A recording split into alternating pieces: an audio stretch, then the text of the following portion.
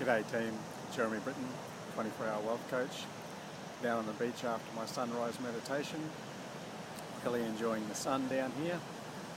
The water temperature is about 27 degrees, so it's glorious in the sun and it's glorious in the water. And in my meditation this morning, something came up about addiction. And many people can be addicted to many different things. When I trained to be a hypnotherapist, I trained to deal with overcoming addiction, people who are addicted to smoking, who are addicted to overeating, who are addicted to alcohol or whatever it happens to be. And in my own life, I've had to overcome many addictions. And the problem is we can tend to go from one addiction to another. For example, I used to be addicted to coffee, used to have 6 to 10 coffees a day. And when I decided that was the problem in my life, I gave up the coffee. Then I started drinking really, really strong tea, making a cup of tea and leaving the bag in, so I just got stronger and stronger. When I gave up my addiction to cigarettes, I used to smoke a pack of cigarettes every day. Then I would actually start eating lollies and actually put on about 10 kilos just from chewing on minties. And sex addiction is another story. We'll talk about that one later. But when you can't work nights and you can't possibly work weekends and you're leaving the office at lunchtime, then you're no longer in control of your life. Someone else is actually in control of you.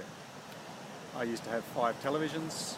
I got rid of the 5 TVs to break my addiction to TV, to break my addiction to drama, to the news and that sort of stuff, that negativity in my life.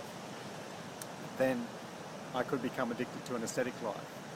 And no one likes that person who's sitting at the dinner table saying, "Oh my God, I'm a vegetarian, how dare you guys eat meat and it's murder and blah, blah, blah." You know, no one likes the person who's the coffee Nazi and go, "Oh my God, how can you drink coffee? It's acidic and it's poison to your body," and that sort of stuff. You become addicted to correcting other people and trying to convert other people to your particular brand of religion, whether it be vegetarianism or no coffeeism or no smokingism. And the worst ones are the ex-smokers who actually go around telling everybody, whether invited or uninvited, how unhealthy smoking is for them. You can be addicted to the complete opposite of what you were originally addicted to. The question I want to ask today is, what if you could actually give up the addiction without needing to give up the object? What if I had an addiction to cigarettes and I used to smoke a pack a day? I'd just chuck those things out. Okay, now I'm no longer addicted to cigarettes and I haven't had a cigarette for the last couple of years, but if I wanted to pick one up, I could actually smoke one, just for the taste of it. I used to drink a lot of alcohol and now I can pick up a drink, I can have a beer, I can have 2 beers and go, you know what? It's okay.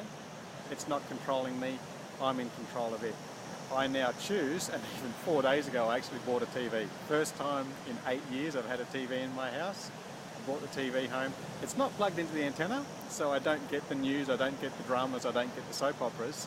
But now I can actually watch a DVD on the big screen. I can enjoy a movie, and a movie of my choosing, not someone else's choosing to beam in my house, and I don't just sit there and flick through the channels and see what's on, distracting myself from having a reality.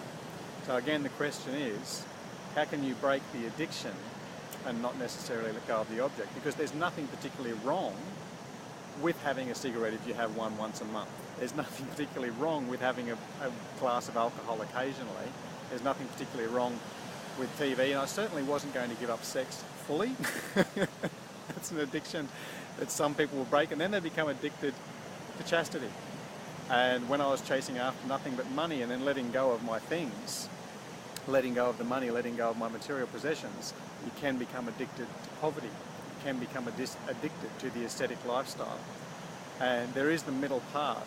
Buddha was actually a prince who had everything. He had a lot of wealth and a lot of power, gave everything away and had nothing, pure asceticism. And then later in his life he said the middle ground is actually better. Like having too much stuff is too much attachment. Having zero stuff is also actually an attachment to poverty, an attachment to chastity, an attachment to asceticism. And the middle ground where you're actually in control, the addiction is not controlling you.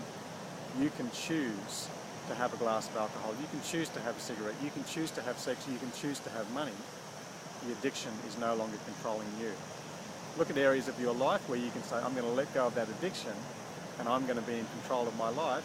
I can still choose to sleep in till 9 o'clock if I want to. I can still choose to have a bit of chocolate or whatever it is. but it's actually my choice under my terms.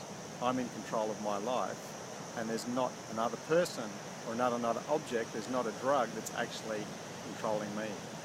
I'll talk to you soon, down on the beach, or at 24hourwealthcoach.com.